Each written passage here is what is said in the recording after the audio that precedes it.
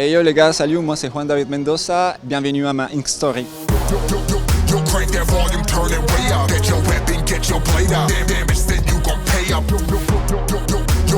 Je suis un artiste colombien, moi j'habite depuis 2018 ici en France, spécialement à Paris. À l'époque, j'avais une vie complètement différente. J'avais fait une école de commerce, mais j'étais toujours passionné par les tatouages. J'étais super perdu dans qu'est-ce qu'il fallait que je fasse pour mon futur. Donc j'ai vraiment écouté mon corps et pris les côtés plus artistiques. Et c'était là quand j'ai commencé à vraiment tatouer à mes colocs, à mes potes, à mes proches. Et j'ai découvert les néotrates à l'époque, c'était ça aussi. Les styles que je préfère vraiment de faire, c'est le néotrad en couleur. On peut dire que c'est un néo-traditionnel à l'ancienne, si on peut déjà dire ça. C'est plus une néo-traditionnel traditionnel, plus pas trop réaliste, mais avec des proportions réelles, un volume assez simple. Il est réfléchi pour que ça dure les longs termes.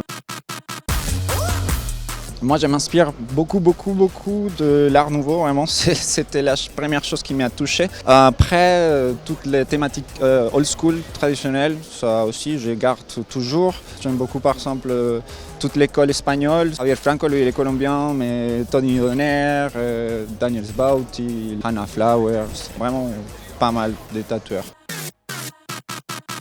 Nous, c'est Handing Love. C'est depuis 2011. C'est un tattoo shop qui était créé par Romain Pareja. Après, les associés, c'est Eddie Saiki et Benning Love aussi. Donc, ils sont 3. Après, on est 6-7 résidentes. On est à Paris, dans le 11e arrondissement. Le plus important chez Handing Love, c'est vraiment partager l'amour pour les tatouages.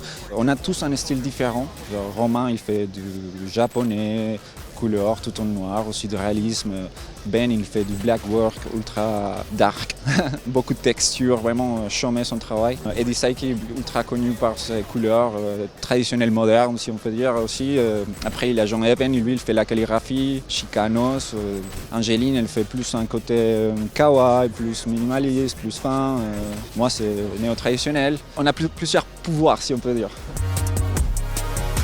Les conventions, justement, c'est une autre façon de toucher plus de public, plus de gens, de s'exposer vraiment au contact avec les gens, chose que tu ne peux pas trouver dans les réseaux sociaux. Moi, je fais principalement Lille et Lyon. J'adore l'ambiance, rencontrer les gens. Je fais déjà des potes comme ça, même si on se voit 1-2 fois par an. C'est des gens qui je tiens au cœur.